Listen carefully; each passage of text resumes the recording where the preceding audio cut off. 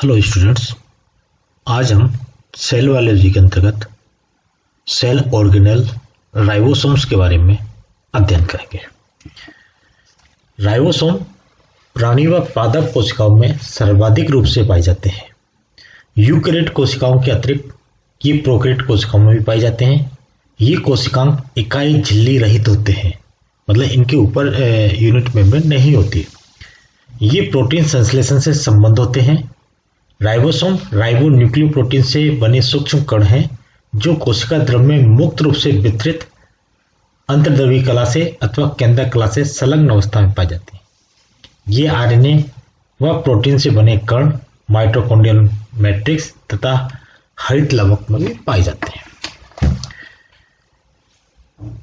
Cell haves tiny granular structure known as ribosomes. कण के रूप में ये उपस्थित होते हैं जिन्हें हम राइबोसोम्स कहते हैं। राइबोसोम्स राइबोन्यूक्लियोप्रोटीन पार्टिकल्स हैं। राइबोन्यूक्लियोप्रोटीन पार्टिकल्स हैं। Ribosome serve as a work benches with mRNA acting as the blueprint of the process of protein synthesis प्रमुख पार्ट निभाते हैं। इस प्रकार से ये एक सामान्य संरचना है। ये स्मॉल यूनिट और ये लार्ज यूनिट हायर माइक्रोस्कोप से देखने पे ये दोनों यूनिट देखने को मिलती है और दैट इज अ राइबोसोम। इस राइबोसोम्स की खोज 1955 में पैलेट ने की थी और इन्होंने ही इसकी संरचना के बारे में बताया था और इनके ही नाम से इन्हें पैलेट कण भी कहते हैं। राइबोन्यूक्लियोप्रोटीन कण भी कहते हैं और पैलेट के नाम से पैलेट कण भी इन्हें बोला जाता है। The number of ribosomes differ greatly, अलग अलग उसमें अलग अलग। A rapidly growing E coli में सेल में have as many as 15,000 20,000 ribosomes about 15% of the cell mass. उसका जितनी बड़ी वो कोशिका है ई कोलाई की, उसका 15% भाग ये राइबोसोम्स ही बनाते हैं। Types of ribosome matrix ribosomes हैं और प्लाज्मा मेम्ब्रेन राइबोसोम्स है। मैट्रिक्स राइबोसोम्स जो हैं the synthesize protein destined to remain within the cells. ये मैट्रिक्स में जो उपस्थित हैं, साइटोप्लाज्म में जो उपस्थित राइबोसोम्स हैं, ये जो प्रोटीन संश्लेषण करेंगे वो उस कोशिका में रहेंगे। और प्लाज्मा मेम्ब्रेन राइबोसोम्स वो हैं जो प्लाज्मा मेम्ब्रेन के पास में these make protein for the transport of the oxygen. इनके द्वारा निर्मित प्रोटीन बाहर ट्रांसपोर्ट होंगे।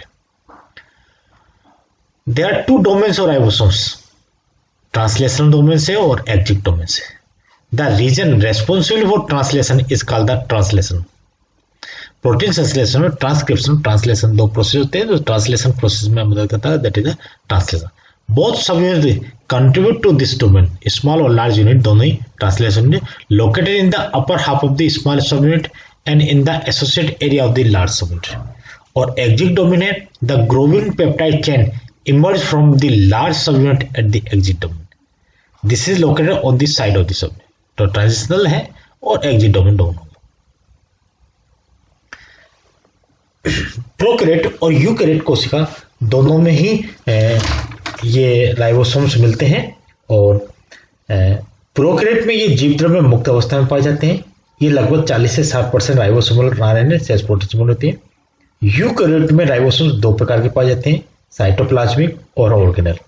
कोशिका द्रव्य राइबोसोम्स या साइटोसोल मुक्त अवस्था में रहते हैं और कई बार ये बहुत सारे राइबोसोम्स आपस में मिल जाते हैं जिन्हें पॉलीसोम या पॉलीराइबोसोम्स कहते हैं। प्रोटीन संश्लेषण करने वाली जो कोशिका है, जो अग्नाशय है, ग्रंथियां हैं, अंतस्रावी ग्रंथियां हैं, उनमें ये अधिक संख्या में होते हैं। यकृत कोशिकाओं में संलग्न या मुक्त दोनों अवस्था में पाए जाते हैं। उन कोशिकाओं में जो प्रोटीन का संश्लेषण इन पदार्थों का अंतः कोश के संग्रह भी करती हैं, जैसे इरिथ्रोब्लास्ट, त्वचा व पेशी कोशिकाओं में मुक्त रूप से उपस्थित राइबोसोम अधिक संख्या में जाते हैं। सरीसृपों की अंड कोशिका में ये कणयुक्त क्रिस्टलासिट बनाए हुए पाए जाते हैं।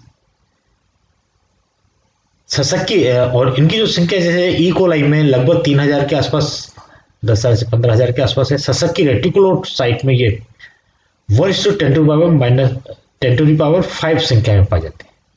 ठीक है। इस प्रकार ये अलग अलग यूकैरियोट्स और प्रोकैरियोट्स कोशिका में होते हैं। और यदि हम प्रोकैरियोट्स कोशिका की बात करते हैं तो प्रोकैरियोट कोशिका में मिलने वाले राइबोसोम्स को 70S राइबोसोम्स कहते हैं। They have dimension of about 40 to 15 nanometer, इतने नैनोमीटर का मोलिकुलर वेट जो है आणविक भार उसका इतने डाल्टन के आसपास है। दीज आर कंस्ट्रक्टेड ऑफ, और ये जो 70S यूनिट है ये 50S और 30S यूनिट से मिलकर बनी थी। इसकी दो सब यूनिट है, छोटी यूनिट को 30S और बड़ी यूनिट को 50S यूनिट के, दोनों मिलकर फिर इनका 70S राइबोसोम्स बनते हैं। ये जो राइबोसोम्स हैं are not bounded by the membrane. Prokaryote में मिलने वाले राइबोसोम्स फ्री अवस्था में होंगे, मेम्ब्रेन से बाउंड नहीं होंगे। Prokaryotic ribosome are smaller and less dense than eukaryotic ribosome से कम। Ribosome are composed of 2 subunit, each of which consist of protein and a type of RNA called ribosomal RNA. Prokaryotic ribosome जो 70S प्रकार के ribosomes होते हैं, पूरी unit इस प्रकार की है। जब इनको डिवाइड करते हैं तो 50S की ये लार्ज यूनिट और 30S की ये छोटी यूनिट होती है। 50S की जो लार्ज यूनिट इसमें 23S आरएनए मिलता है और 5S आरएनए, 2 प्रकार के आरएनए मिलते हैं, 23S प्रकार का और 5S RNA ribosomal RNA ribosome, और 34 प्रकार के प्रोटीन्स इसमें मिलते हैं। ये राइबोसोम जो बनता है राइबोसोमल आरएनए और प्रोटीन से मिलकर बना होता है। तो ये राइबोसोमल आरएनए है, ये 2 प्रकार का इसमें मिल रहा है, 23S और 5S प्रकार का और 34 प्रकार के प्रोटीन। छोटी जो स्मॉलर यूनिट है 30S, इसमें 16S प्रकार का आरएनए मिलता है और 21 प्रकार के प्रोटीन मिलते हैं। कुल मिलाकर यदि हम बात करें तो प्रोकैरियोट जो कोशिका है जिसमें 70S राइबोसोम मिलता है, तो इसमें 3 प्रकार के आरएनए मिलते हैं, 5S, 23S और 16S आरएनए, और ये 54 या 55 प्रकार के प्रोटीन इसमें मिलते हैं। ये 70S राइबोसोम्स की संरचना है। Each subunit is constructed from 1 or 2 RNA molecule and many polypeptides. 30S smaller subunit है और 50S लार्जर सबयूनिट है, ये अभी हमने बात की थी। अब बात आती है कि ये 70S जब हम बोलते हैं तो 70S में जो S है इसको कहते हैं श्वेतवर्ग यूनिट। साइंटिस्ट के नाम से है श्वेतवर्ग यूनिट। जिसने तो the faster particles travel when centrifuge the greater its Svedberg value और सेडिमेंटस कोफिशिएंट। जब सेंट्रीफ्यूज मशीन के द्वारा इनको करते हैं तो जितने हेवी पार्टिकल्स हैं वो नीचे बैठ जाते हैं और इनकी जो ग्रेटर वैल्यू आती है उस वैल्यू के आधार पर ये सेडिमेंटेशन कोफिशिएंट जो है उसी को हम श्वेतवर्ग वैल्यू बोलते हैं। The sedimentation coefficient is a function of particles molecular weight, volume and shape. Heavier and more compact particles normally have larger Svedberg number और सेडिमेंट फास्टर। ये सबसे पहले सेडिमेंट होंगे और नीचे बैठ जाएंगे हायर मोलिकुलर वेट के कारण।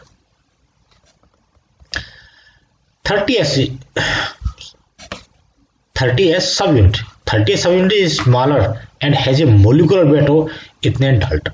It is made of 16S RNA और 21 प्रकार के पॉलीपेप्टाइड चेन से बनेगी। ये 30S यूनिट है जो पूरी बनी हुई है। एक प्रकार का RNA मिलेगा 16S प्रकार का और 21 प्रकार के पॉलीपेप्टाइड चेन मिलेंगे जिन्हें हम प्रोटीन कहते हैं। इसकी अगर संरचना देखें तो ये 2 डायरेक्शन से संरचना दी है, दैट इज द हेड और ये प्लेटफॉर्म और ये बेस। ये हेड है इसका, ये प्लेटफॉर्म के रूप होगा और ये बेस स्मॉल यूनिट। और 50S जो लार्ज यूनिट है, 50S जिसे हम लार्ज यूनिट कह रहे हैं, ठीक है, this is larger one has a molecular weight, इतने मोलिकुलर डाल्टन का मोलिकुलर वेट है, कंसिस्ट ऑफ 5S RNA और 23S RNA एंड 34 प्रकार के पॉलीपेप्टाइड, 34 प्रकार के पॉलीपेप्टाइड। इसकी संरचना देखेंगे तो ये रिज और ये सेंट्रल प्रोटूबरेंस कहलाता है, ये स्टॉक कहलाता है। ये 3 इससे देखेंगे, ये फ्रंट कहलाता है, दैट इज अ रिज, ये स्टॉक और ये back. 50S ribosomal RNA। Ribosomal RNA and its source rRNA is transcribed from certain portion of the DNA by the same energy। Requiring process use for the synthesis of mRNA tRNA. ठीक है. rRNA is thought to have two roles. क्या करते हैं, 60S RNA जो कि 30S RNA मिलता है, ये इनिशिएशन ऑफ प्रोटीन सिंथेसिस करेगा. The third end of the 60S RNA complex with an initiating signal site on the mRNA and help position the mRNA on the ribosome. दूसरा काम, 16S RNA bind initiation factor 3 and the 3' CCA end of the amino acid tRNA. कुल मिला के ये protein संश्लेषण की जो mechanism है उसमें ये काम करते हैं.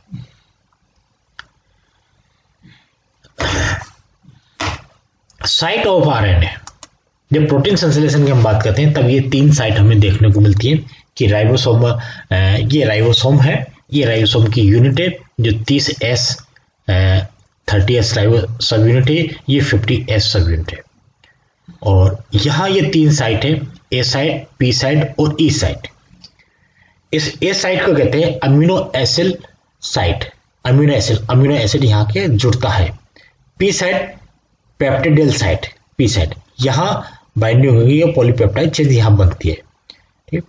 और एग्जिट साइट, ये एग्जिट साइट जब पॉलीपेप्टाइड चेन रहती है तो यहाँ आने के बाद ये पॉलीपेप्टाइड चेन बाहर एग्जिट हो जाती है. और ये mRNA बाइंडिंग साइट, ये mRNA बाइंडिंग होगा, यहाँ से इन ग्रुप से निकल के mRNA निकलेगा. ये यहाँ इसको दिखाया गया है कि ये mRNA है, इस ग्रुप से ये इसमें से निकल रहा है, इन दोनों के बीच में से. तो ये ए साइट है, ये पी साइट है और ई साइट है. और ये ग्रोविंग पॉलीपेप्टाइड चेन्स, ये ग्रोविंग पॉलीपेप्टाइड, ये एग्जिट साइट, ये site of ribosomes. Functions of ribosomes की बात करें तो यहाँ पूर्ण रूप से इसका जो फंक्शन है, ribosomes is involve in the process of protein synthesis. Protein synthesis में इनिशिएशन, एलोंगेशन और टर्मिनेशन, इन तीनों ही स्टेज में ये राइबोसोम्स पूर्ण रूप से काम करते हैं. राइबोसोम्स को हम ये मान के चलते हैं कि राइबोसोम्स प्रोटीन संश्लेषण की क्रिया में भाग लेते हैं.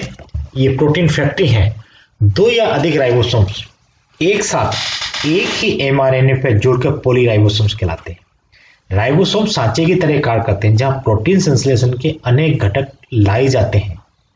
टीआरएनए अमीनो अम्ल जटिल का mRNA के साथ अन्योन्य क्रिया करता है जो आनुवंशिक कूट का अनुवाद करता है.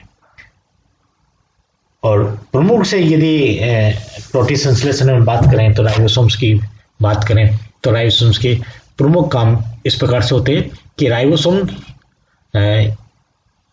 वह स्थल है जहां प्रोटीन का संश्लेषण करने वाले विभिन्न घटक आते हैं, जैसे टीआरएनए भी आएगा, mRNA भी आएगा, ये सब आएंगे और एक प्रकार से श्रृंखला में संयोजित हुए पॉलीपेप्टाइड चेन का निर्माण करते हैं. अर्थात ये कोशिका की प्रोटीन फैक्ट्री होते हैं, तो प्रोटीन फैक्ट्री का काम करते हैं. प्रमुख काम यही है. राइबोसोम की दोनों इकाइयां एक टनल को घेरती हैं जहां mRNA सुरक्षित रखा जाता है, जैसे कि इस पुराने वीडियो में यह दिखाया गया था, ये टनल के रूप में. तो ये mRNA यहाँ सुरक्षित रहता है तथा mRNA कोडोन के अनुवादन के दोनों स्तर P व A पाए जाते हैं. 16S RNA और 18S RNA 3' जो सिरा है mRNA को संलग्न करते हुए 5S RNA tRNA हेतु स्थल उपलब्ध कराते हैं. राइबोसोम में प्रोटीन संश्लेषण के विभिन्न एंजाइम व कारक होते हैं, जैसे इनिशिएशन कारक, पेप्टिडाइल ट्रांसफरेज, ये सब. ये प्रोटीन फैक्ट्री का कार्य करते हैं जहां अमीनो अम्ल निश्चित क्रम में जुड़ते हैं. और नवनिर्मित जो पॉलीपेप्टाइड है वो कोशिका द्रवी नवनिर्मित ग्लोबिन पॉलीपेप्टाइड नवनिर्मित कोशिका के एंजाइम में सुरक्षित रखा जाता है. ये खांस या गुहा को गुजरता है. और जो मुक्त राइबोसोम्स हैं कोशिका के भीतर उपयोगी प्रोटीन व संश्लेषण का संश्लेषण करते हैं. कुछ विशिष्ट प्रोटीन्स हैं जिन्हें चेपरोन्स कहते हैं. ये नए संश्लेषण वाले पॉलीपेप्टाइड को सही रूप में फोल्ड होने में सहायता करते हैं. ये प्रोटीन्स को विभिन्न कोशिकाओं को जैसे माइटोकॉन्ड्रिया, केंद्रक व हितलवों के परिवहन में भी सहायता करते हैं. इस प्रकार से कुल मिला के हम ये कह सकते हैं कि राइबोसोम्स का जो फंक्शन है प्रोटीन संश्लेषण का फंक्शन है और ये तीनों ही स्टेज में ये काम करता है. और इस प्रकार से राइबोसोम्स प्रोटीन फैक्ट्री कहलाता है. यदि यूकैरियोट और प्रोकैरियोट की अगर हम तुलना करते हैं तो यूकैरियोट में राइबोसोम जो है वो 40 से 60% भाग बनाते हैं और 70 एस प्रकार के राइबोसोम्स प्रोकैरियोट में होते हैं, 80 एस प्रकार के राइबोसोम्स यूकैरियोट में होते हैं। 70 एस में 30 एस और 50 एस की दो श्रृंखला होती हैं और यूकैरियोट में 80 एस में 40 और 60 एस की श्रृंखला होती है। प्रोकैरियोट में राइबोसोम अल्प गोलाकार होते हैं और अल्प जलीयोजित होते हैं और यूकैरियोट में ये अधिक गोलाकार और अधिक जल में घुलने वाली प्रकृति के होते हैं। ठीक है। प्रोकैरियोट में प्रोटीन संश्लेषण क्रिया होती है, आवश्यक घटक व कार्य प्राय रूप से उपयोग में लाई जाती है और इसी प्रकार से यूकैरियोट में भी होता है। प्रोकैरियोट में पॉलीसोम बनाने हेतु मैग्नीशियम स्तर अधिक मात्रा में आवश्यकता है, जबकि यूकैरियोट में मैग्नीशियम स्तर अधिक आवश्यक होता है। प्रमुख जो अंतर है प्रोकैरियोट और यूकैरियोट में वो यही है कि 70 एसआरएनए और राइबोसोम्स और 80 एस राइबोसोम्स यहाँ मिलते हैं। ये दोनों प्रकार और प्रोटीन संश्लेषण दोनों में होता है और यह है प्रमुख फंक्शन राइबोसोम्स का है। ओके, धन्यवाद।